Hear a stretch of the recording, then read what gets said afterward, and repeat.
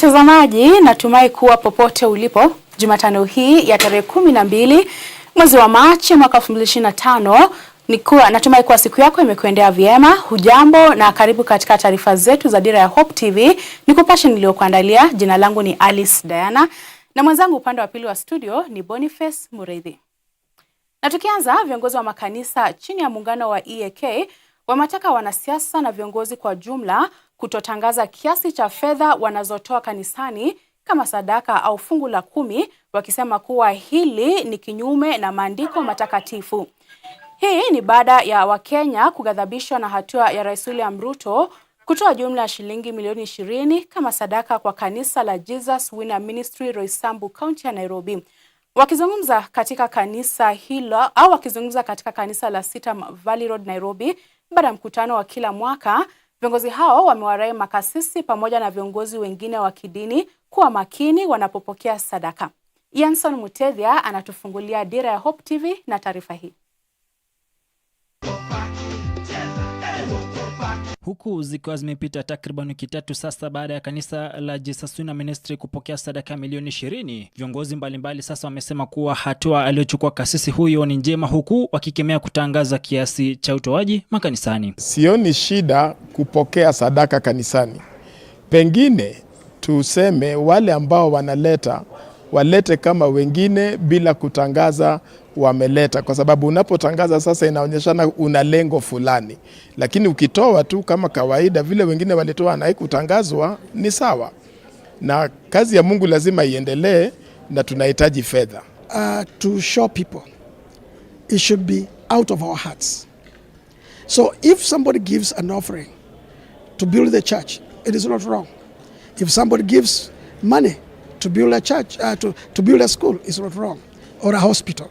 Or even to support soul winning, evangelism is not bad. Akizungumza mapema leo wakati wa kujadili masuala muhimu ya kuafikia mwakani katika kamati hiyo ya EAK, mwenyekiti Bishop Peter Njau, ambaye aliyechaguliwa baada aliyekuwa mwenyekiti wa hapo awali wa kamati hiyo Bishop Philip Kitoto, amesema kuwa ni vyema makasisi kupokea sadaka ambazo zitatumika kujenga makanisa na kueneza Injili kwa waumini. Wonderful time to discuss our vision and our dream as we go forward.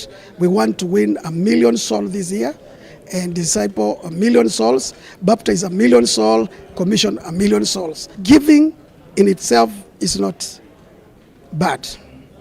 It's godly, is in the Old Testament, is in the New Testament.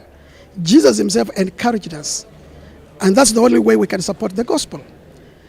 Even for us to build those churches, we need finances. Aidha, katibu wa kamati hiyo Bishop Meko Andipo, ambaye ndiye katibu wa sasa baada ya kustaafu kwa Kefa Nyandega uongozini, amesifia hatua ya Gen Z ya kufanya maandamano ya haki siku ya Jumapili, huku akisema kuwa Gen Z wanapigania taifa lao la kesho, huku akisisitiza kuwa wanapaswa kupanga mikakati dhabiti ambayo haitaleta utata wala vurugu nchini. We know and we understand that they are concerned about our nation. We cannot deny that fact. And so what they need to do is to engage, but in a positive manner, in a way that will not cause commotion. So going to church to occupy, to demand for the money that was given as an offering to the church, the way they do it is what matters. It might not have been in a good way, or the best way to go and demand that money that way. Huku hatua ya Gen Z kufanya maandamano ikijana katika kanisa la Jesus Winner Ministry eneo la Roysambu ikizidi kuzua tumbo joto nchini, viongozi wa kidini sasa wanaomba makasisi kwa waangalifu wanapopokea sadaka, huku wakiwashauri kutotangaza kiasi kilichotolewa na waumini makanisani. Nikiripotia Dira ya Hope TV, langu jina ni Yanson Mongeria. Asante Yanson Mutethia kwa ripoti hiyo. Na tukiendelea, baraza la magavana limemkosoa vikali waziri wa fedha John Mbadi kwa kukosa kuhudhuria mkutano muhimu uliolenga kujadili mikakati ya kukabiliana na athari za uamuzi wa rais wa Marekani Donald Trump wa kuondoa ufadhili kwa huduma muhimu barani Afrika. Katika mkutano uliowakutanisha baraza la magavana, Wizara ya Afya, kamati za afya na bajeti za bunge la kitaifa, baraza la kitaifa la kudhibiti magonjwa ya mlipuko na mpango wa kitaifa wa kudhibiti HIV na magonjwa ya zinaa, gavana wa kaunti ya Nyeri Mutahi Kahiga, ambaye pia ni makamu mwenyekiti wa baraza la magavana, alipendekeza kuwa hazina ya kitaifa ijumuishe bajeti ya mwitikio wa HIV katika mwaka wa fedha 2025 hadi 2026. Sekta ya afya inatarajiwa kupoteza shilingi bilioni 30.9 kufuatia uamuzi wa serikali ya Marekani, huku wadau wa afya wakihimiza serikali kuchukua hatua za haraka kupata vyanzo mbadala vya ufadhili ili kuzuia usumbufu wa huduma na kuimarisha utoaji wa huduma za afya kwa njia za ndani. If we are sitting in this room talking about what is supposed to be in the budget of 2024, 2025 or 2026, and you do not have that figure in the BPS, it means other than the cup of tea, it is nice we met, but there's nothing we are doing. Makueni, for example, has done the mathematics about how to reorganize. The proposal to reorganize, the proposal to integrate has to be followed by resources. Those resources, we have estimated at the most minimum per month is 8 million shillings, and every county has those figures. So just like Ayanwa Guru, thank you for tea, but we are, there's nothing we are doing. Honestly, for the National Treasury not to turn up, even send a permanent secretary or somebody who can say, you know, you must be able to give us an answer. For you just to come here and tell us you are going to take note, honestly, it's not serious. It's not serious. We are talking about a very serious matter in this country, and therefore we expect some seriousness from Treasury, National Treasury. Please, that we cannot take. Na chama cha maafisa wa kliniki KUCO kimesitisha mgomo wake wa siku 23 na kuwataka wanachama wake kurejea kazini ndani ya saa 24 zijazo. Hii inafuatia kusainiwa kwa utaratibu wa kurudi kazini katika hafla iliyofanyika katika Wizara ya Afya iliyoshuhudiwa na maafisa wa wizara na serikali za kaunti. Kwa mujibu wa maafisa wa kliniki, swala muhimu ambalo linahusisha kuziunganisha taasisi wanachama wake chini ya mamlaka ya afya ya jamii SHA limeshughulikiwa na linahitaji kwanza kutekelezwa mara moja. Having agreed and executed this agreement, the union has made decision to call off the strike, and our members are advised to resume duty immediately and not later than the next 24 hours. But I'm happy today that we have agreed, and I think the patients can breathe a sigh of relief, because now that means that once affected, where we work as clinical officers, the procedures that we do render, we will be able to render to Kenyans, and so Kenyans are the biggest beneficiaries. So we have agreed that with the Social Health Authority, that the facilities will be empaneled and contracted, and we as the practitioners will be given our pre-authorization rights following empanelment, which is supposed to happen immediately. And we have captured in this agreement that there will be no victimization of whatever nature. Mine is just to urge the healthcare professionals. We recognize the importance of human resource for health in the wider scheme of things, in as far as healthcare is concerned, and as far as successfully delivering universal health coverage is concerned. We are at a critical stage where we are rolling out SHA, and every new system has teething problems. And we want to, together with the national government and all healthcare professionals, navigate through these challenges and deliver a healthcare system that works for Kenyans.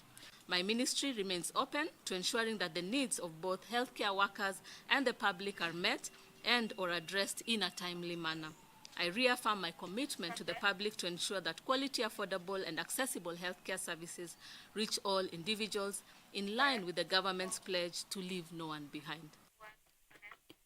Na tukisalia na masuala yanayofungamana na afya, ni kwa Wizara ya Afya sasa inasema ugonjwa wa ajabu ambao umesababisha hofu katika kaunti ya Kisii bado upo, huku visa vipya 11 vikiripotiwa katika muda wa saa 24 zilizopita. Kulingana na Katibu wa Afya ya Umma Mary Muthoni, wizara hiyo inashirikiana kwa karibu na serikali ya kaunti ya Kisii kupambana na ugonjwa huo, ikiwa ni pamoja na usambazaji wa tembe za kumeza. at least in the last 24 hours, we have seen 11 new cases that were reported, bringing to a total number of confirmed cases to 168. The outbreak has primarily affected 8 villages, with Amarondo village accounting to 64% of the reported cases. Preliminary laboratory investigations have confirmed contamination of water sources, which is a significant contributor to the outbreak and hence making the water unsafe for consumption. There is therefore need for urgent interventions to ensure that the water is safe for consumption. And to mitigate further spread of the water treatment, water treatment is rolled out, including distribution of 44,350 aqua tabs to the affected households to improve water safety. Community engagement remains a critical pillar of the response. Community sensitization, again, efforts are underway, with CHPs conducting door-to-door sensitization to educate the residents on water treatment and sanitation, poor hygiene practices, and safe water treatment methods. Additionally, mass deworming exercises are planned for school-going children to prevent further health complications.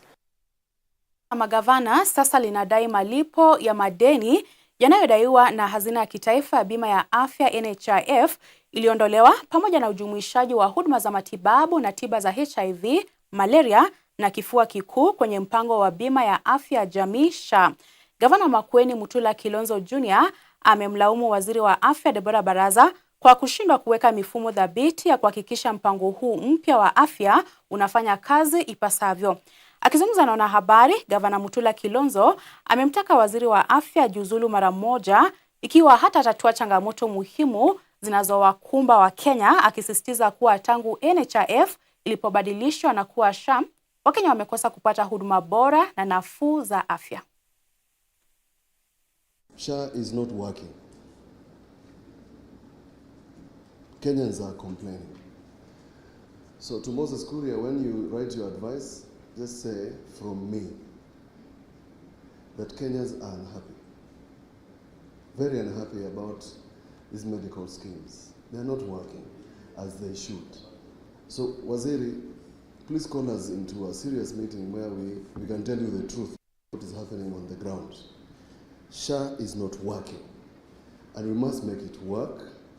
And if it doesn't work, start writing a speech about something that is called exit. The proposal in this to integrate HIV, TB, malaria in SHA is a legislative proposal. It can't just be a statement. One of the things we need a quick fix on, payment of NHIF payment dues. It is a serious issue. It is affecting us, and how we are able to sort it out fast as possible, the better for all of us. We have some facilities owed close to 100 million. So how we can be able to sort out that will go a long way in terms of ensuring the facilities are able even to be able to do some of their human resource issues.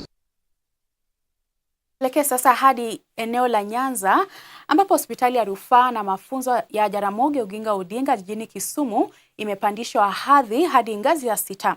Hospitali hiyo sasa itasimamiwa na serikali ya kitaifa na imeingia katika orodha ya hospitali kuu nchini, kama vile hospitali ya rufaa ya Kenyatta hapa Nairobi na hospitali ya rufaa ya Eldoret. Vilevile, shughuli za kiuchumi zinatarajiwa kuimarika katika kaunti ya Kisumu kutokana na kupandishwa hadhi kwa hospitali hiyo.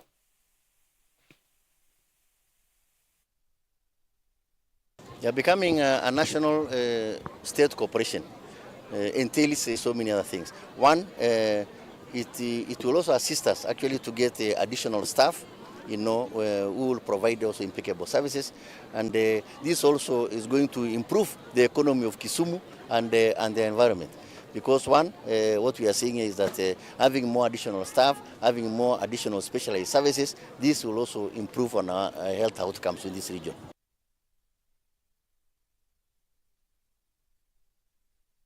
Sasa tuangazie taarifa za biashara. Waziri wa ushirika wa maendeleo ya biashara ndogo ndogo Wycliffe Oparanya amesisitiza utayari wa serikali ya Rais William Ruto kuimarisha uchumi wa taifa kwa kupiga jeki vyama vya ushirika. Akizungumza wakati wa uzinduzi wa mikakati ya idara ya vyama vya ushirika ya mwaka 2023 hadi 2025, Oparanya alisisitiza mikakati hiyo inalenga kushughulikia sera 11 ikiwemo mfumo wa kisheria, usimamizi wa mashirika pamoja na matumizi ya teknolojia kwenye mawasiliano. Ametoa wito kwa washikadau wa vyama vya ushirika kuungana na kuhakikisha azma serikali ya kuleta mageuzi katika sekta hiyo ambayo kwa muda mrefu imekabiliwa na vikwazo vingi ikiwemo usimamizi mbovu inatimia. Cooperative movement is actually complex. Unless you understand it well, it's fairly complex in that we have circles there. Circles have done well because of maybe having SASRA to supervise them. But those in agriculture sector have had a very big challenge. And the fact that the technical office or the supervisory office has been targeted to the Commissioner of Cooperatives, and the fact that there has been no proper capacity in that office in terms of resources, in terms of human resources, also financial and human resources, it has been very difficult to supervise these other cooperatives to ensure that they are doing the right things. And that is an area that we need to focus on. And this complicity of shared functions between county governments and national government, unless we agree, that will be very critical for us. Bodi ya bidhaa za kudhibiti wadudu imewahakikishia wakulima nchini kuwa dawa za kudhibiti wadudu zinazopatikana sokoni kwa sasa ni salama kwa matumizi. Mkurugenzi mkuu wa bodi hiyo Patrick Mushiri alitoa hakikisho hilo huku akiondoa hofu kwamba baadhi ya dawa za kuua wadudu zimepigwa marufuku katika nchi zilizoendelea. Akizungumza wakati wa ufunguzi wa afisi ya bodi hiyo katika eneo la 12th Rift katika jiji la Eldoret, Mushiri alibainisha kuwa mashirika husika ya serikali yametathmini na kuidhinisha dawa zote za kuua wadudu katika soko la Kenya. So we expect this office to bring now those services of ensuring there is the registered product and also to ensure that people understand what they are supposed to use as we move forward. So moving forward, even those people want to have their products analyzed, because sometimes we need the analysis of the chemicals in the food. This office is going to guide them on how to do it. I'm sure you are aware that Pest Control Product Board even has a big laboratory in Nairobi where you do a lot of analysis, so that one will assist us to ensure that that service is brought near to the people here. And I'm also know that farmers in this region, they also do a lot of they produce for export. And you know, one of the things why some of our produce not get to the international market is because of use of an unregistered product.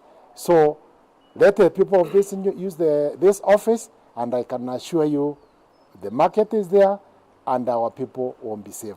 So there has been a knowledge gap between what is on the label and how the farmers are using their products. So as you are all aware, agriculture extension services are involved.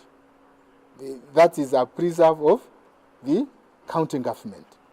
However, the Pest Control Products Board, being the origin of all information about pesticides, we have a duty to build capacity of the county extension staff so that they can be able to advise farmers appropriately.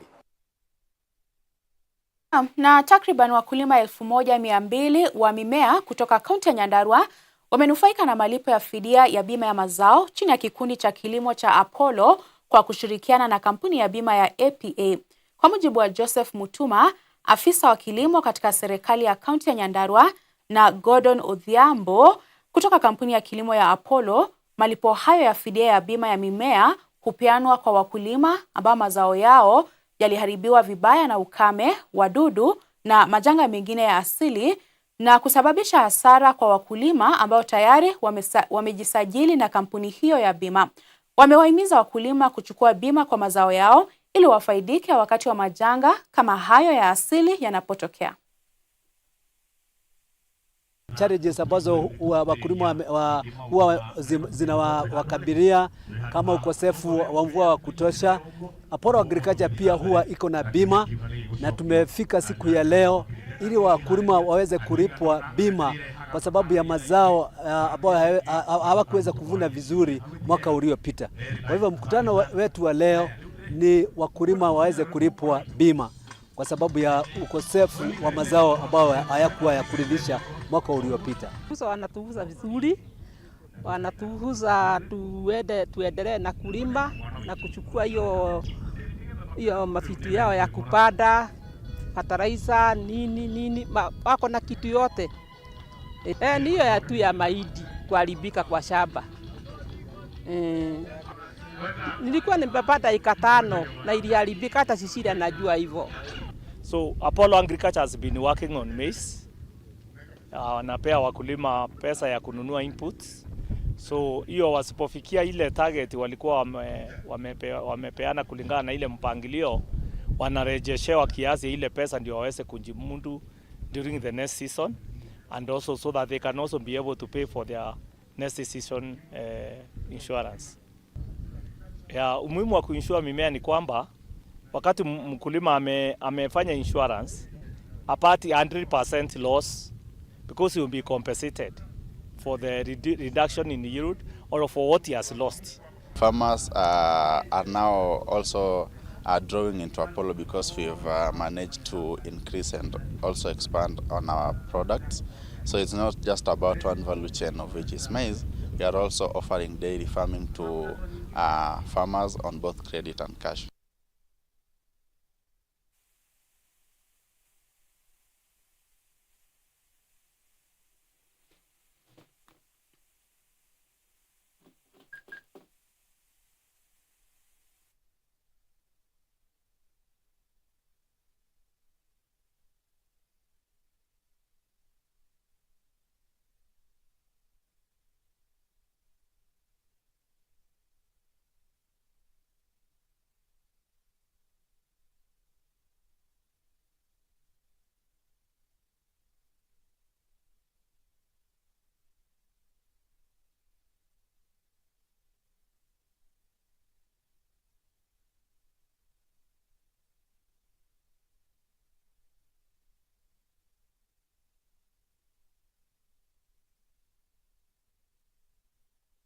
Taarifa hiyo ndio inatukamilishia taarifa zetu za Dira ya Hope TV usiku huu. Shukrani sana kwa kutenga muda wako kutazama taarifa hizi na kutakia usiku mwema.